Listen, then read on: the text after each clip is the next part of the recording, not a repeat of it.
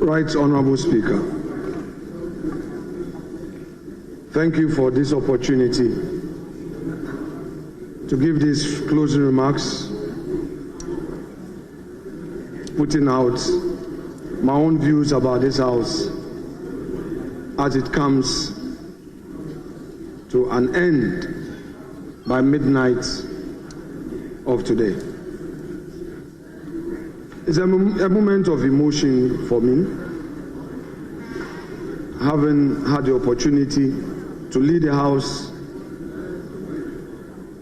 a little over 9 months, and the fact that, Mr. Speaker, by tomorrow I will be seated to the left of Mr. Speaker, leading the charge for and on behalf of the minority. Mr. Speaker, you rightly paraphrase your description of this 8th Parliament on various platforms and fora, and stated that it's been remarkable, characterized by unique milestones and challenges that have tested our democratic principles and governance.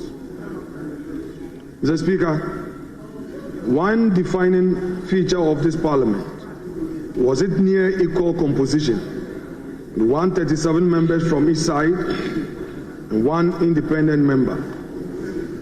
Notably, this Parliament elected the Speaker of the House from a party of the opposition, something which was and still continues to be novel development to our democracy. We also had an equal number of female representation from both sides of the aisle, 20 female members apiece, bringing female representation to 40, that account for 14.5%, the highest female representation in Parliament ever recorded in our Fourth Republic. This Parliament, at both sides of the House, has had the course to change their leadership in order to give opportunity to some members to serve in the front bench. It is therefore right to conclude that the 8th Parliament truly pushed our parliamentary democracy to its limits and tested how far we can go with our practice of parliamentary democracy.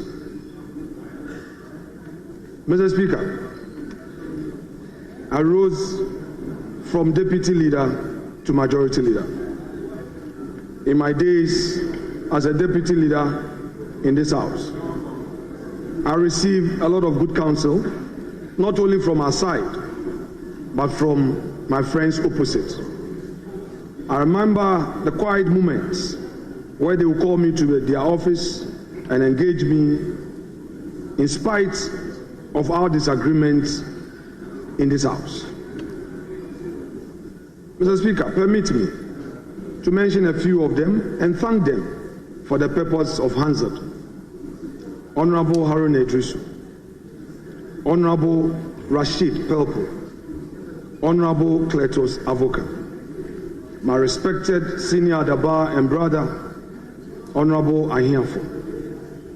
Mr. Speaker, I also received good counsel from many of my own side.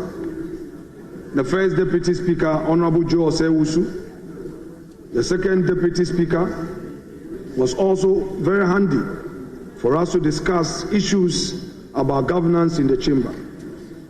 But Mr. Speaker, not the least is the man I succeeded.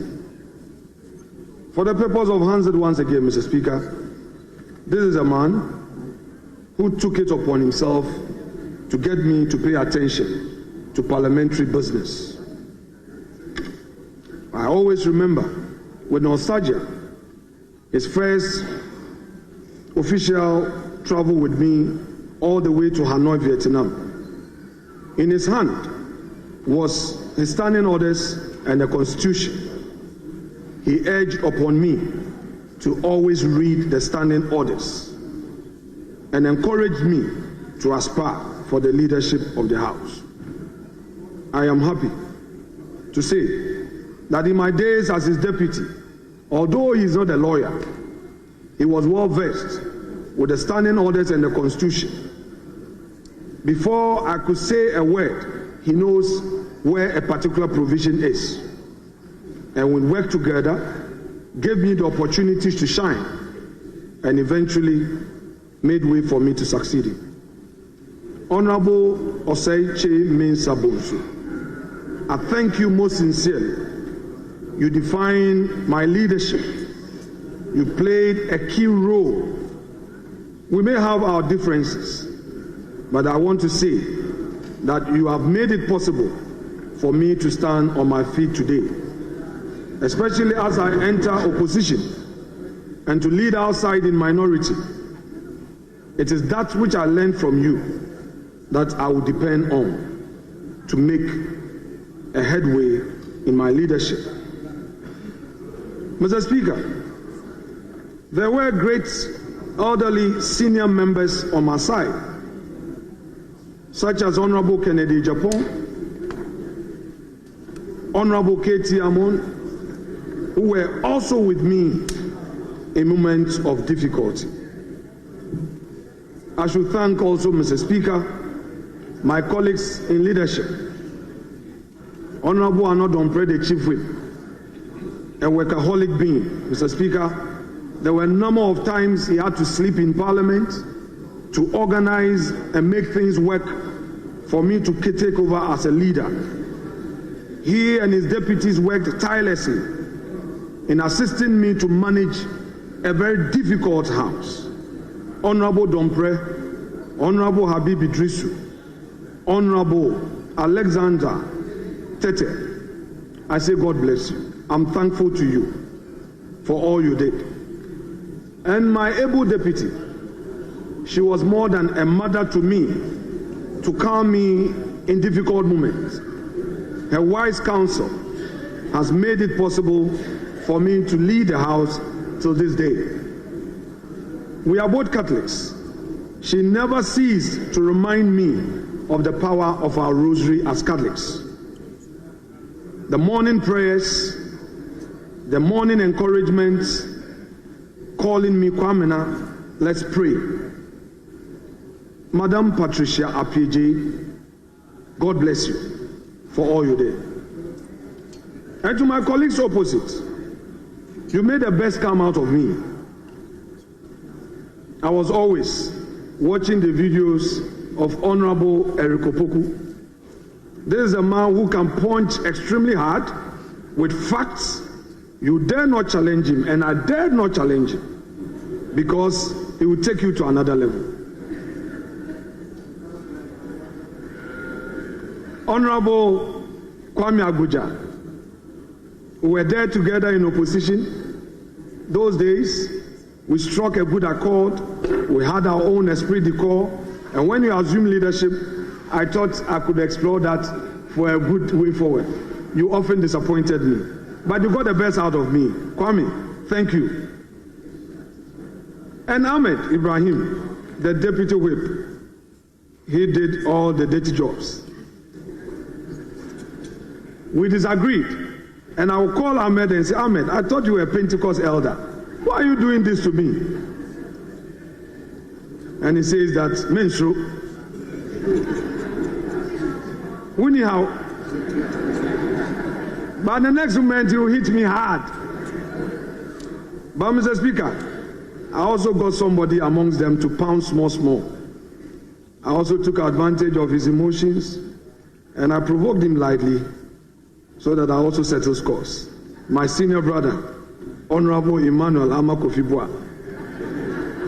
Mr. Speaker, I recall at one point you had to settle the matter where I would constantly parading and flagging my standing orders. And he felt it.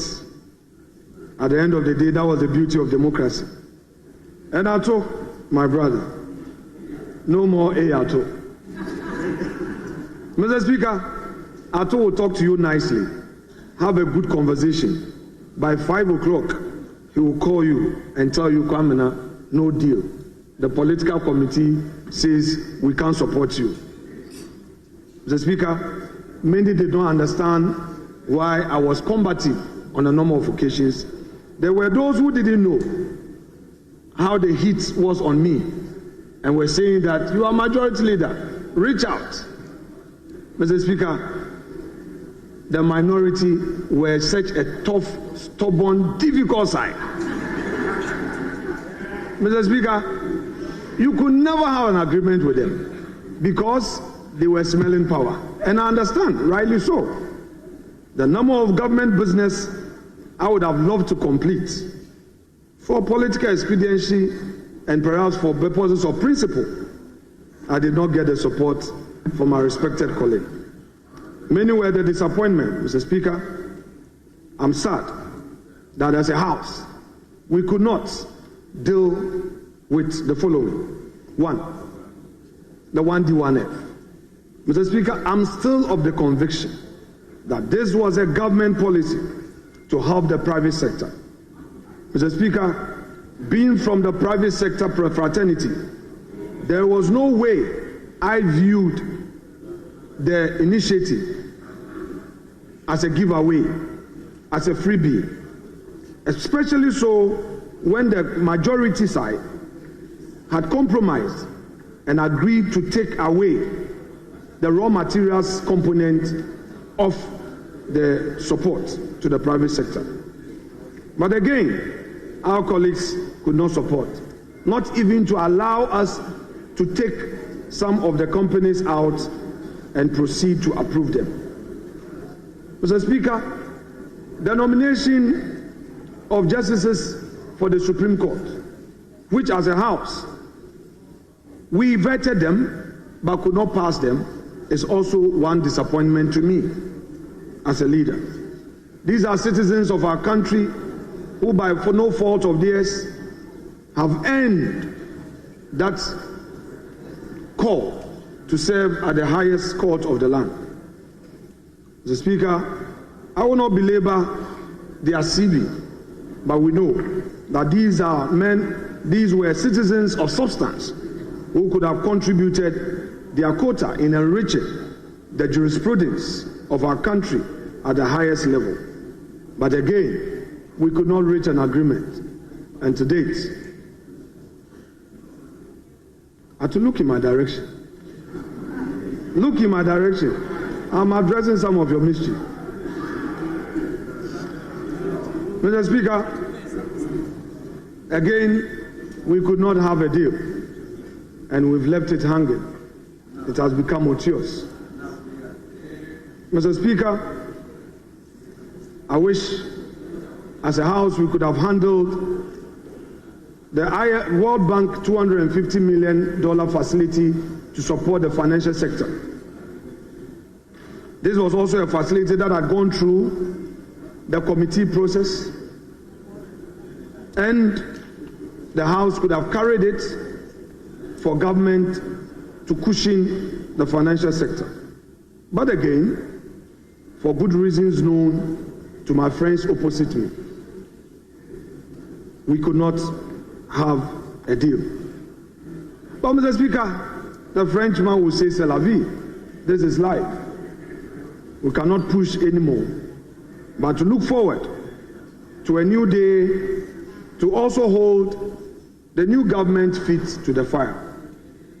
Get them to be accountable, get them to do what is right, and not get personal, but rather enrich governance of our country.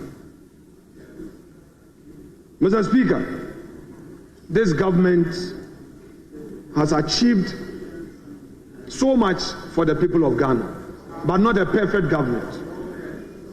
Mr. Speaker, if our friends will today talk about corruption, I want to remind them that the call of corruption was on them when they previously ruled this country for 8 years. Many children whose parents could not afford secondary education had the opportunity of enjoying free SHS. Mr. Speaker, today, Ghanaians, 5.7 million of them, have benefited from free SHS.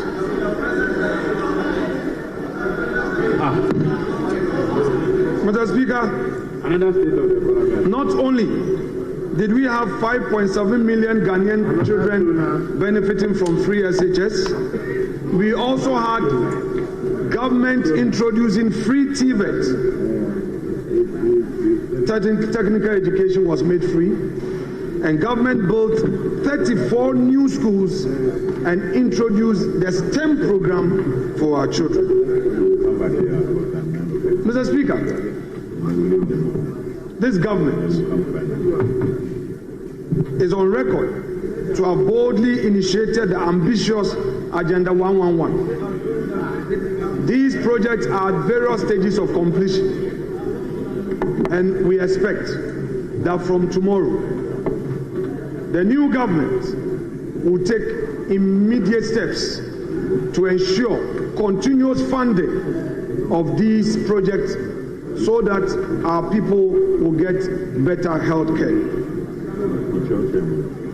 Mr. Speaker, the government, in terms of roads, added no less than 14,000 kilometers to our existing road infrastructure.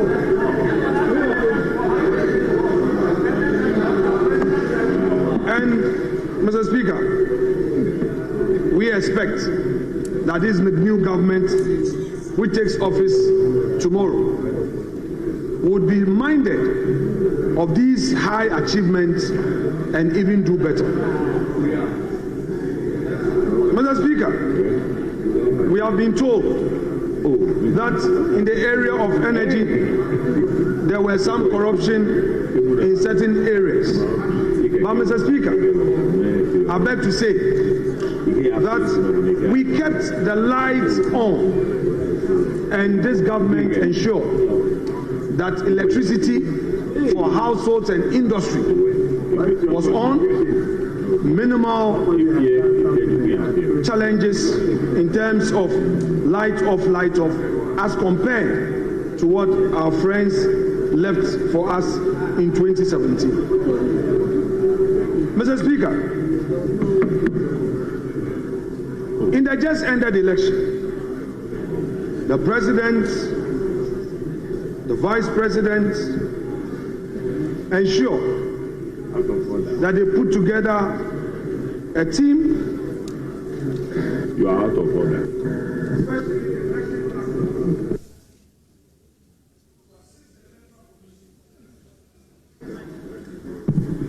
To assist the Electoral Commission in ensuring that we had a peaceful election. Mr. Speaker, whilst I am on my feet, Honorable Nilande van der Poel will put on his mic. Mr. Speaker, he has to stop. This aspect of their intolerance, Atu spoke, even getting personal, but they can never take it. Mr. Speaker, I don't understand. Atu spoke, he even went personal. We kept quiet and listened to him. You are on your feet, on in your mic. Well, this is your nature. Mr. Speaker, we had a very peaceful election. Dr. Mahamadou Bawumia, the presidential candidate of the MPP, conceded defeat long before the official declaration by the EC. But what did we witness? Violence upon violence orchestrated by the leadership of the NDC, who sent thugs to collation centers, attacking Electoral Commission officials, attacking candidates, unleashing violence, and threatening our democracy. For all these conducts, we subject the NDC to posterity. I say to them that the very people they are using to unleash violence on Ghanaian people will soon come back to them. I leave them to posterity. Never again should we witness such an attack on our democracy, where at collation centers, organized attacks are moved in pickups to disrupt the collation process. Mr. Speaker, whereas the MPP accepted the results and even relied on due process of law to get justice, the NDC decided to unleash violence on the Ghanaian people. Mr. Speaker, Nana Addo Dankwa Akufo-Addo, the President of the Republic, has made his name in Ghana and in the sub-region. It is therefore not surprising that the ECOWAS recognized him and gave him a title, Mr. Democrat. Mr. Democrat for the good works he's done for democracy. For over 40 years in public service, he distinguished himself, and the sub-region celebrated him. Mr. Speaker, the 8th Parliament, however, witnessed some unfortunate, sad situations. The loss of our colleagues, Honorable Philip Baswa of Kumewu, Honorable John Ampontua Kuma of Ejiso, as well as some 18 former members of Parliament and a former First Lady, Her Excellency Teresa Kufuor. Mr. Speaker, all these persons who were in public service passed on within the period, and I say, may their souls rest in peace. Mr. Speaker, in spite of the turbulence that the House witnessed in some few instances, my honorable colleagues in leadership and I worked so hard in ensuring that the business was conducted in a convivial and congenial atmosphere. This Parliament achieved notable legislative milestones, passing 41 bills, including Private Members' Bill, a first in our history. We facilitated the passage of 48 regulations and approved significant agreements and reports bolstering Ghana's socio-economic development. Furthermore, the 8th Parliament approved the nomination of His Lordship Justice Eni Yeboah for appointment to the high office of Chief Justice of the Republic, and after his retirement, Her Ladyship Justice Gertrude Araba Esaba Sakitokonu took over. Mr. Speaker, the House, in all, vetted and approved 9 justices of the Supreme Court and 2 Chief Justices during its tenure. Mr. Speaker, under your leadership, you initiated the Visitors Program and the Citizens Bureau, and this strengthened public engagement and participatory democracy. Parliament also celebrated the 30th anniversary of parliamentary democracy and hosted international conferences such as the 66th Commonwealth Parliamentary Conference and ECOWAS parliamentary sessions, which took place in my constituency, Efutu. These events reinforced Ghana's commitment to democratic principles and regional cooperation. This is an outstanding achievement in the quest to enhance our democratic governance. Mr. Speaker, in spite of all these great achievements strengthening the pillars of Parliament, we in the majority have some few challenges in the manner you handled the House. There were times that we felt you were partisan, and there were times that we felt you could prevail on our colleagues better in cooperating with us. There were times that we felt we were let down. But Mr. Speaker, as you always say, you cannot do it perfect and cannot get it perfect. You did the best as you could.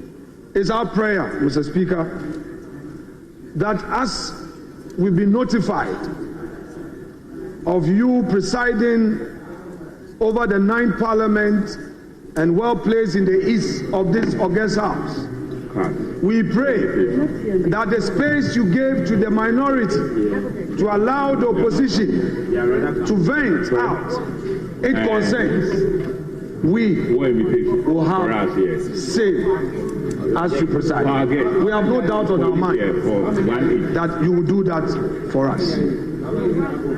Mr. Speaker,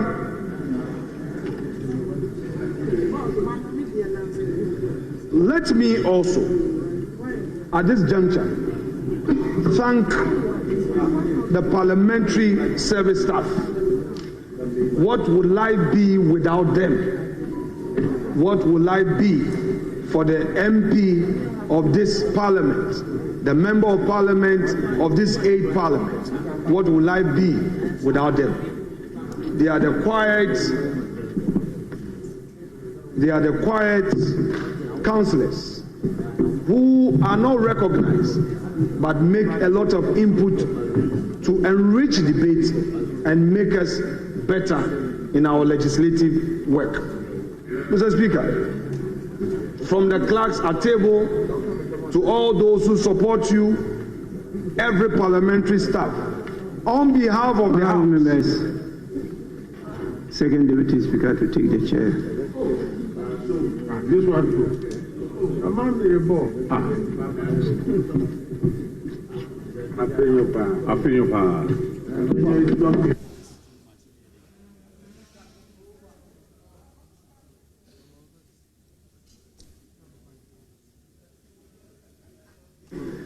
Yes, leader, you may continue. On behalf of my colleagues of this august house, I say a big thank you for your service and all you've done to help us become better than we think of ourselves. Mr. Speaker, somewhere last week, when my party was considering who should lead the House, I had cause to be worried over a few issues. An elder statesman spoke to me and told me, don't take it personal. Don't take it personal. This is politics. I therefore would want to respond to my respected colleague, Dr. Casey Latte-Forson, by telling him that he should not take it personal. I know how it is, but if everybody is given the opportunity to tell his story, maybe you realize that others might have gone through worse situations.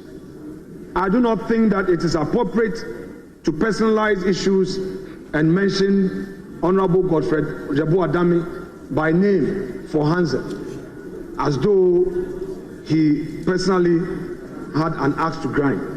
I will plead with you, let bygones be bygones. You know what some seniors on our side know. You know what some seniors on your side know, that everybody wish you well. So, it isn't the case that this government was such a bad government that they wanted you in jail at all costs. So please let it slide.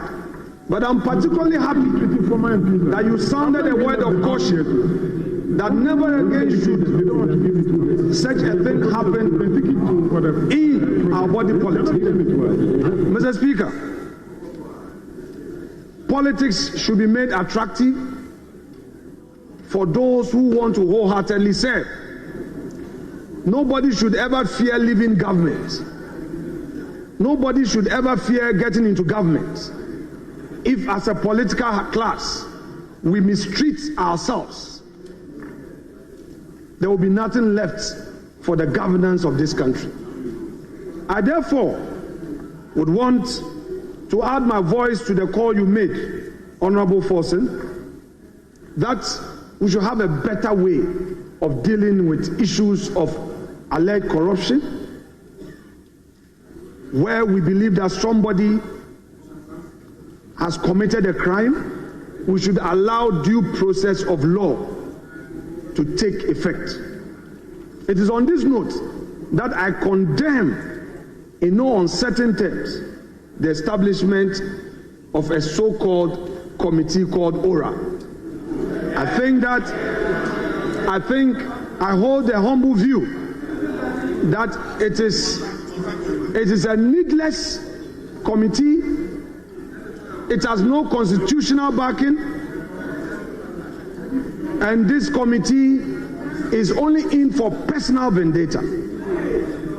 If we allow this committee to continue with its so-called wild goose chase, it will disturb the governance of this country. We don't need any so-called aura. We have institutions of state. However unhappy we may have to be with their work, we must support them to do their work. We don't want people to be chasing people into people's houses, going into people's bedrooms, thinking that their government is in office, so they should chase people for so-called ill-gotten wealth. Let's allow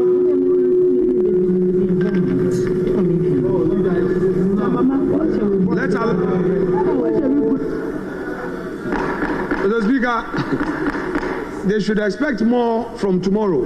This is what, you can't take it. I've too spoke. Then you've been putting up my mic, disrupting me. I will speak. Yes, it will be longer than this. Mr. Speaker,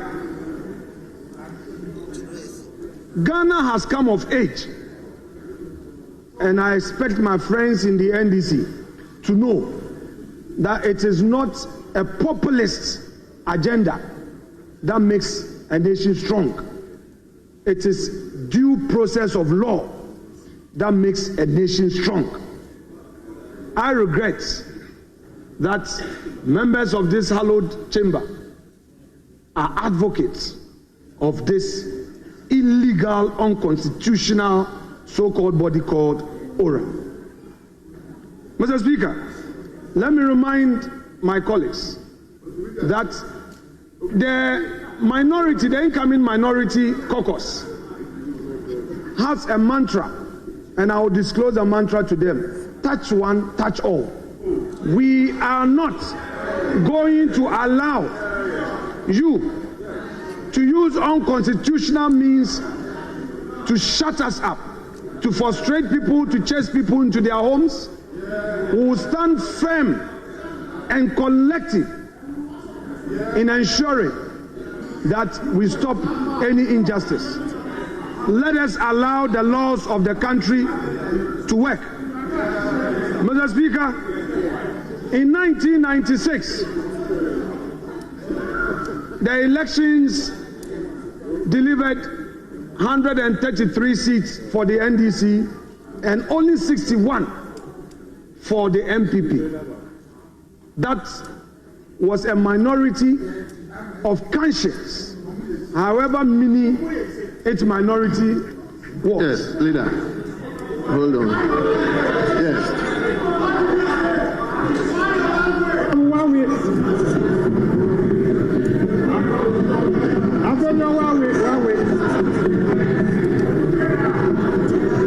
Hurry up.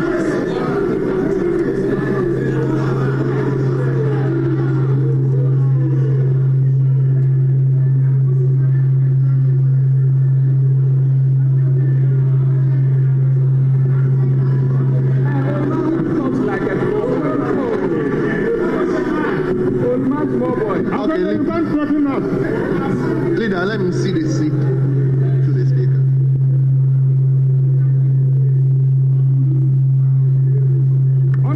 Honorable Wawe. Honorable Wawe.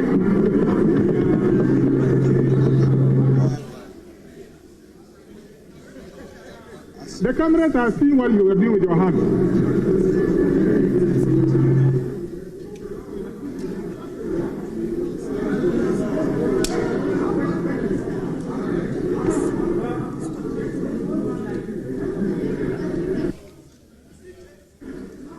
Mr. Speaker, thank you and welcome back. Mr. Speaker, the MPP, incoming minority, will not allow the NDC government to use illegalities and unconstitutional means to frustrate and abuse the rights of former appointees of the Akufo-Addo government. Our mantra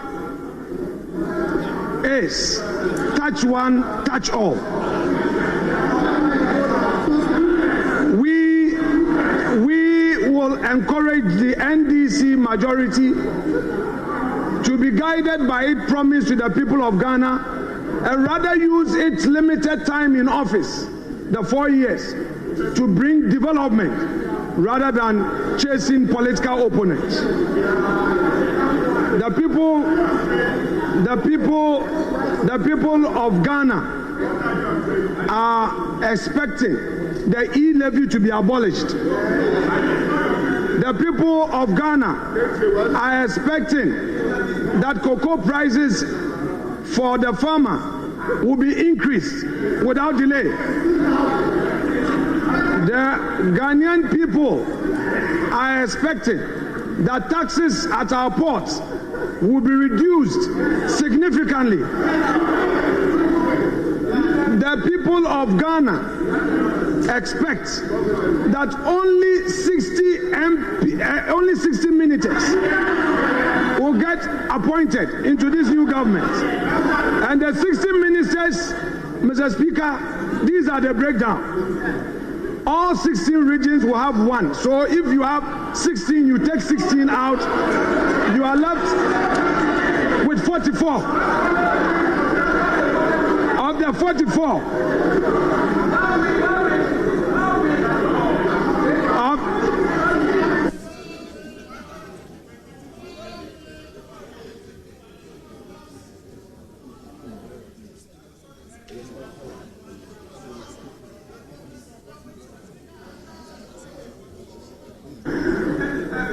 Mr.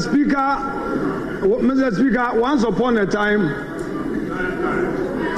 ASK Bagbin, as he then was, as minority leader at this very dispatch box, said soon and very soon, the MPP will soon see him and know him when he was seconding the motion for Alajete's consideration as Speaker. You haven't seen anything yet. You keep quiet and listen. Soon and very soon, you will see the true politics here. So you relax. But you would hear me.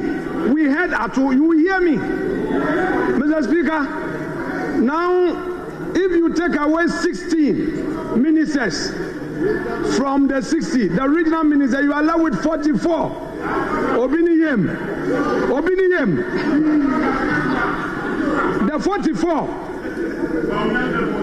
The 44 left. You can only take about 25 from Parliament. 25 from Parliament. 25 out of the 180 something. Mr. Speaker, there is going to be redundancy in this House. And very soon, Mr. Speaker, the majority leader would experience the moment that, Mr. Speaker, you refer to as majority leader. Look behind you, your back is empty. Very soon, your members who will become redundant will not come into this chamber. And there you will see that the minority that you think we are mini minority will become the majority. Mr. Speaker, I am not a prophet, neither am I a seer. But this thing I can foresee that is going to happen. Mr. Speaker, even the MPs who will not get positions, there are other non-MPs who are looking for board appointments. So you won't even get board appointments. You won't get it. You are going to be more redundant. Now, Your foot soldiers will be coming to you for employment. They will be coming to you for support. Honorable Majority Leader, Mr. Speaker. we are talking about the 8th Parliament. Mr. Speaker. Closing remarks of the 8th Parliament. Mr. Speaker, I took force. You are talking about. Mr. Speaker, I told that today is a ceremonial day. I prepared a beautiful ceremonial speech, and I told Leader Emeritus that all the time Atu would depart. He took advantage of a ceremonial speech to lambast my government, and you think I should keep quiet? No, you won't get. I'm in the dispatch box. You see, you guys cannot take it. We sat quietly and allow you to punch us. You can't take it. Mr. Speaker has even come to your rescue. I'm not done. I won't finish now. Sit down. Honorable Majority Leader. Mr. Speaker, because of your intervention. Please. Mr. Speaker, because of your intervention. Mr. Speaker is my father. That is why I'm obliging him. Even of all he did for you people, you wanted to stage a coup against him. Some of you didn't want him to come again. Mr. Speaker, it is true. And if they dare me, I'll mention names. Yes. Some of you didn't want Mr. Speaker back. Of all that he did for you to get power, you wanted to remove him. It took the prayers of our side. To get Mr. Speaker back to this house. It took our prayers to get Mr. Speaker back. Some of you wanted to stage a coup against him. Challenge me. Take a Bible or Quran and use it to defend yourself and let's see. Yes. Mr. Speaker, by the grace of God, you are back. By the grace of God, you are back. It pains some of them. You are back. So, Mr. Speaker,